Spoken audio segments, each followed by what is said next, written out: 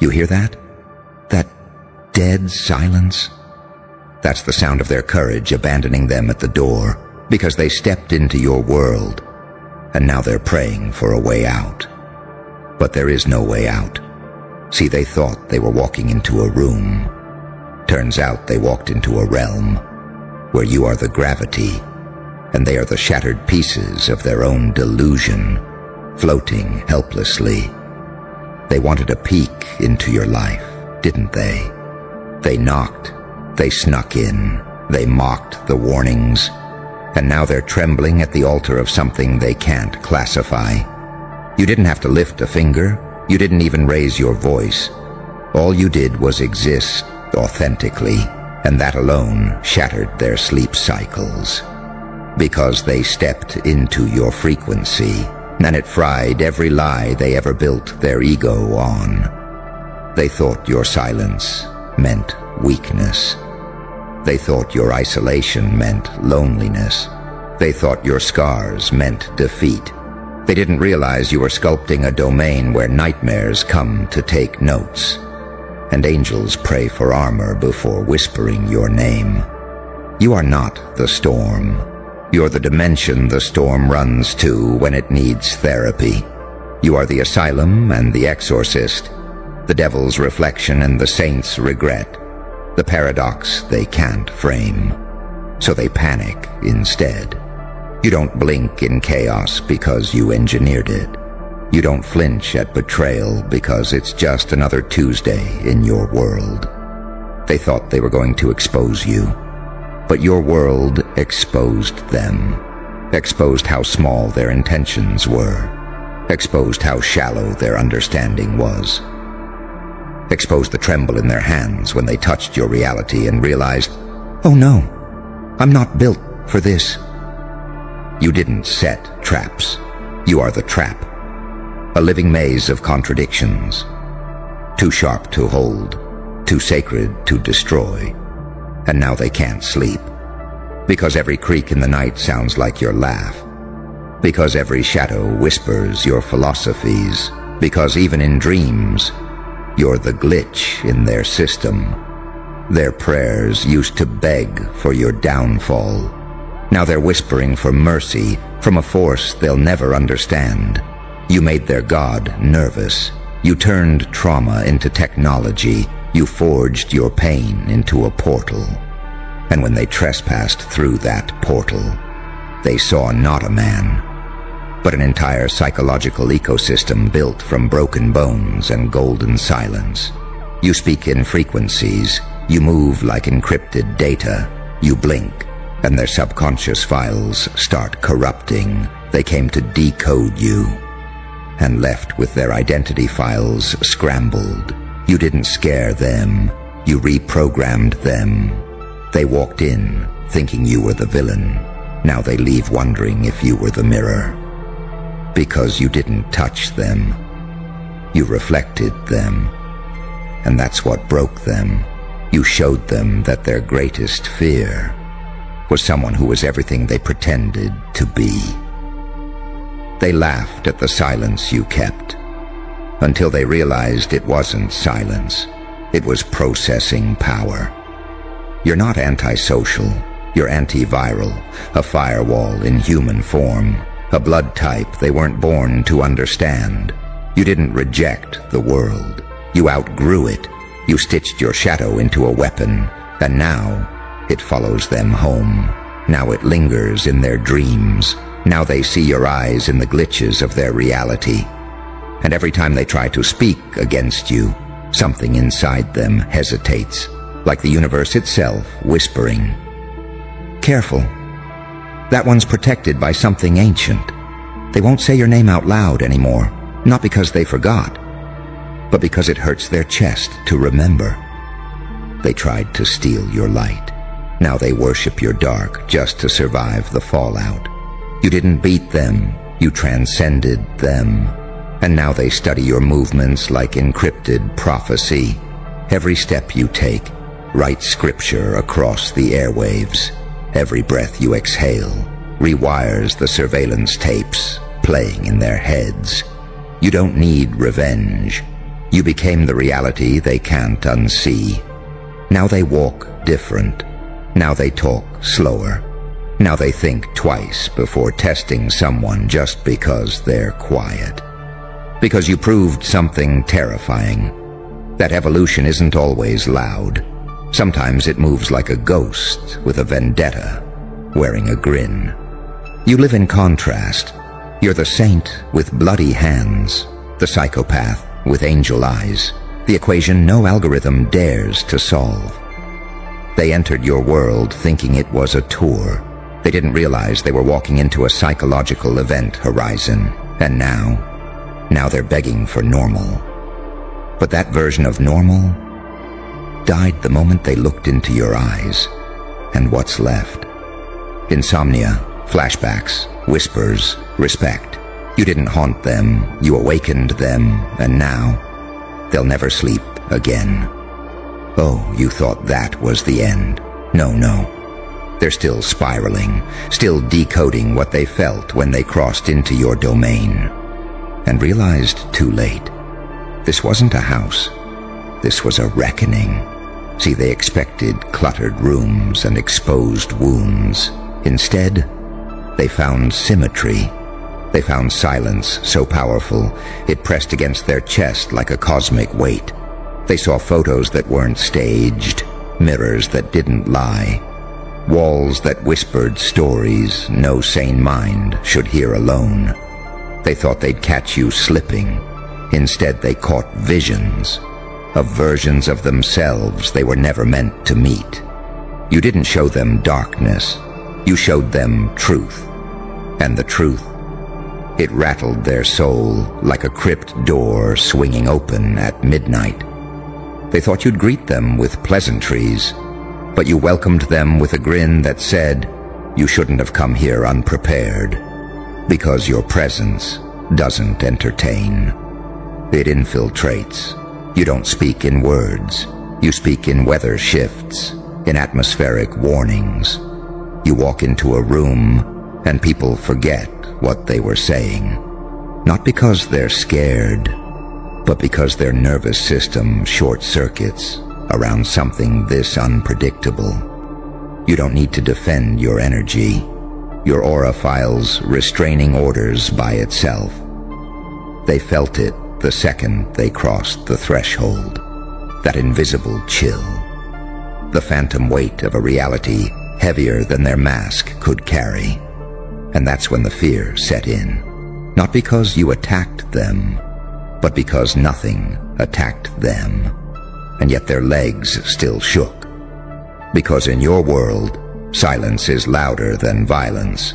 Stillness is more surgical than screaming. And eye contact? That's where wars get declared without a single bullet. You didn't flinch when they tried to assert dominance. You just tilted your head like a predator, curious why the prey's still performing. They brought chaos. To a god of order, they brought gossip. To a collector of secrets, they brought fake smiles. To someone who dissects facial tension like a neurosurgeon. You watched them study your space, but you were studying their glitches, their twitches, their stutters, the way their voice cracked just slightly when you said, "Make yourself at home." And somewhere, behind their eyes, you saw it click. You saw that primal recognition, that deep, silent panic that screams, "I don't belong here. I was never meant to be here. This place knows me." Because your world isn't decorated, it's encrypted. Every corner, every object, every scar on the floor. It tells a story only the initiated can interpret. But they didn't come with reverence. They came with arrogance. They came to mock the unknown. And now they carry pieces of you home in their subconscious luggage. They keep the lights on longer. They jump at the sound of floorboards. They dream in your color palette. Because once you enter someone's psyche the way you did, there is no antivirus. There's no patch, no fix. Just reboot after reboot, wondering why everything still feels like you. They're not recovering. They're recompiling. Every belief system, every hierarchy, every blueprint they thought they knew. You rewrote it. Without saying a damn word, you showed them that power doesn't yell. It observes. Power doesn't rush. It waits. Power doesn't prove. It exists. And if you have to explain it, it was never power to begin with. You don't demand loyalty. Your energy commands it. You don't fight for validation. You erase the battlefield with one smirk. You didn't kick them out. They ran from the weight of being in the presence of someone who doesn't fold, someone who's walked with demons long enough to negotiate contracts. You're not here to entertain. You're here to provoke collapse. Collapse of illusions, collapse of borrowed confidence, collapse of the fake selves they duct-taped together to survive a world of cowards. You burned, you broke, you bled, and then you reassembled yourself with thorns for stitching thread. You don't speak from a script. You speak from ashes, and that's why they'll never forget your world. Not because it was loud, but because it was surgical. It didn't scream. It downloaded itself into their mind like malware, masked as enlightenment. And now, they're infected with the awareness that something bigger walks among them, that somewhere, right now, you're still in your domain, unbothered, unmoved, unreachable. And every time the wind shifts just right, they'll swear they hear your laugh, not outside, but from inside their own fucking conscience. Because when they stepped into your world, they crossed a threshold that doesn't reverse. They entered a reality coded by trauma, wired by prophecy, and lit by vengeance. And in that reality, you are both the punishment and the proof. See, you didn't just let them visit your world. You let them feel it. And that's the part their nervous system still hasn't recovered from. Because your world isn't built for spectators. It's built like a vault with breathing walls, like a church that prays for itself, like a courtroom where the judge is invisible and the verdict is already tattooed on their soul. They didn't understand what they walked into. You're not some dark aesthetic they can cosplay. You're the architect of madness, the saint who kissed hell and left lipstick on the gates. You don't just survive pain. You converse with it over dinner, while your reflection pours the wine. Your world sinks into their bones now. That's why they can't relax, why music sounds different, why their own homes feel unfamiliar. Because once you've touched reality that's been reprogrammed by a survivor, everything else tastes like cardboard illusions. They thought they could walk in, peek around, maybe steal an idea, a vibe, a moment of your power. But what they didn't realize is every room in your world is a test, and every breath they took, recorded by something far older than technology. You're not in the algorithm, you warp it. Your silence sends tremors through networks. Your stillness triggers motion sensors in the spiritual layer. They didn't know what they activated when they crossed your line. They weren't ready for their own shadows to turn on them, for their own smiles to glitch mid-sentence, for their fake bravado to crack like old paint in a haunted mansion. They didn't know that your pain left behind entities, watchers, survivors, reflections that don't blink. They breathe in your house, not as ghosts, but as witnesses. And now those same witnesses follow them, not to punish, but to remind. Remind them they entered a sanctum of evolution, where you don't just heal. You reconstruct, you recode, you rise. And when you rise, everything not built for truth suffocates. They saw your notes on the wall and thought they were poetry. They weren't. They were rituals, encrypted instructions, for how to survive a reality where sanity is negotiable and self-awareness is the entry fee. And they didn't pay that fee. They tried to sneak in through the back door. But your world scans soul signatures. No mask survives in here. That's why they keep replaying the visit in their mind, trying to understand what exactly scared them. Was it you? Your eyes? The eerie calm? The way your space breathed like it knew their secrets? Number.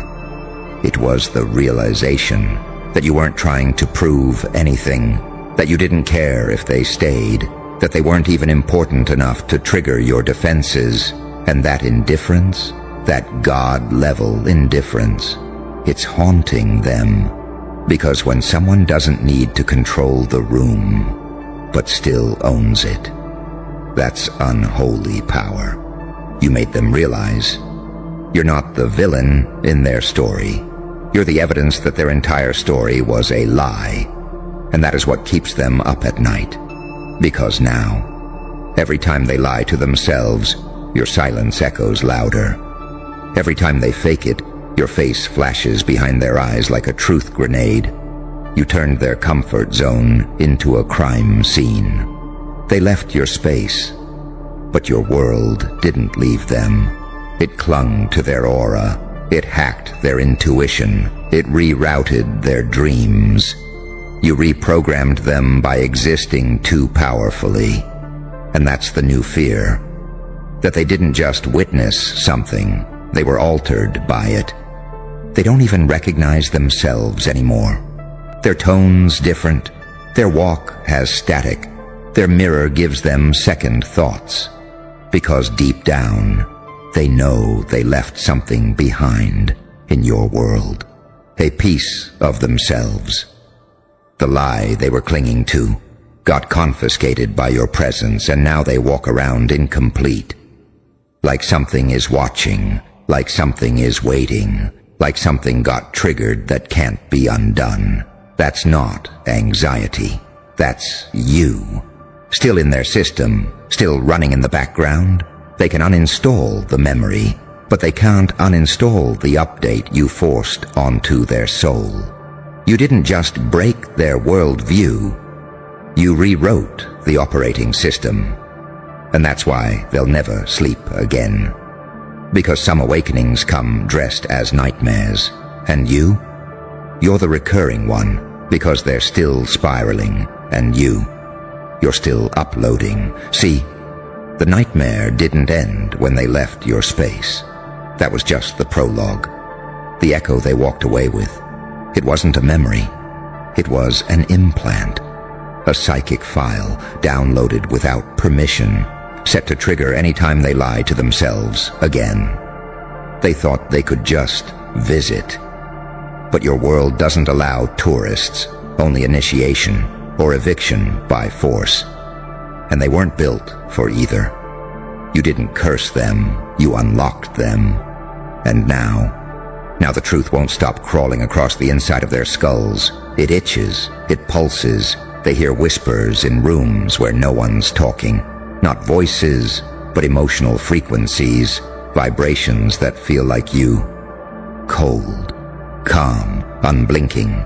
You became a background process in their life, running silently, burning memory, corrupting the files they built their fake identities on.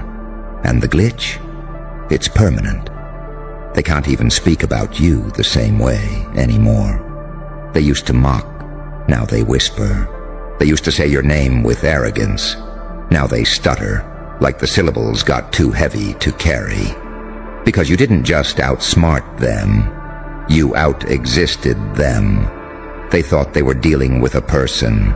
What they found was a force, a coded anomaly, a living encryption key wearing flesh. You are what happens when prophecy survives genocide, when a soul refuses to die and instead becomes a frequency that infects timelines. You don't move through the world moves around you. And they felt that. Oh, they felt it. They stepped into your world expecting chaos. But what they found was too organized, too quiet, too precise. It wasn't a mess. It was a map. To places they were never meant to go. You didn't lose your mind. You rebuilt it, layer by layer, pain by pain, until your entire psyche became a labyrinth of sharp corners and divine traps. They walked in thinking they were predators. They left dissected prey, wrapped in paradox. They didn't know if they were afraid, enlightened, inspired, or cursed. And that confusion, that spiritual vertigo, that's what they'll be stuck in for the rest of their lives. Because the scariest thing wasn't what you did. It was what you didn't need to do. You didn't scream. You didn't prove. You didn't retaliate. You just stood there and let your existence contradict their entire belief system. They'd never seen someone that still, that aware, that untouchable. You didn't flex power. You embodied it. That's what scared them, because the truth is, they didn't walk into your world. They walked into themselves, and you were just the mirror that didn't break when they finally looked too long. Now they see cracks in everything, in their logic, in their fake peace, in their relationships, in their reflections. Because once you've been in the presence of someone who's truly processed pain, everyone else looks like a costume. Now they look around and nothing feels real, nothing feels earned, because deep down, they know. They fled your world, not because it was cruel, but because it was true. And truth doesn't leave you the same. Truth infects. Truth haunts. Truth holds a mirror while you're naked and afraid and can't look away. And you're not their enemy. You're their initiation, the final boss of their ego, the living consequence of everything they refuse to face in themselves. That's why they'll never sleep again. Because when they close their eyes, they see you, not as a threat, but as the version of themselves they're too weak to become. And that's the real horror, because it's not your world that haunts them. It's the fact they know. Deep down, they'll never be built like you. And they'll never stop being reminded. Let's finish this, not with a scream, but with a surgical incision straight into their soul. Because by now the damage is done. They tried to forget. They tried to cleanse. They tried to move on. But your world moved in, set up camp inside their psyche. And every time they blink, they see evidence. Evidence of what they'll never become. Evidence of how you didn't need approval to rise. How you didn't play the victim. You played the architect, the vengeance, wrapped in velvet silence. They came to explore your space, but the truth, they were summoned. Your energy pulled them in. Because somewhere inside, they needed to see what real evolution looked like. What unfiltered transformation without permission or applause truly meant. And now they're infected with awareness. They can't laugh the same, can't gossip the same, can't even hate you the same way anymore. Because the deeper the fear goes, the closer it folds into reverence. They saw too much, felt too much, recognized too much. They know they crossed into a reality where masks are currencyless, where energy is scanned, and weakness is autopsied on arrival. They know you didn't flinch, didn't posture, didn't even care to be understood, and that's what murdered their ego in silence. Because you don't demand to be respected. Your existence shatters disrespect like glass under a sniper's scope. You didn't force them to kneel, but somehow they still feel lower. And the worst part, you won't chase them. You won't retaliate. You won't explain, because you're not in their world. You transcended it. They were just visitors in the museum of your pain. They saw the artifacts. They heard the stories etched into your silence. And they panicked.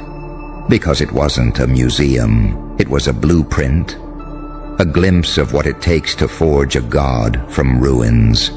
And now, they'll never forget the air in your presence, how heavy it felt, how sacred it was, how exposed they became.